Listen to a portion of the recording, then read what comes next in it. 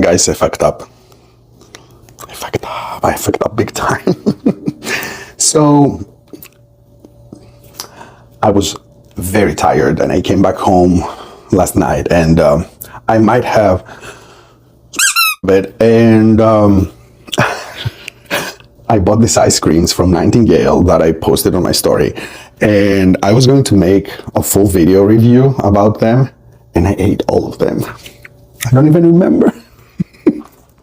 They were so good. I couldn't stop eating them. I ate fucking 9 out of 10 ice creams. Look.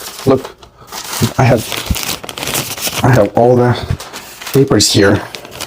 And now I only have left this one, which is the classic one. And like, it's so good.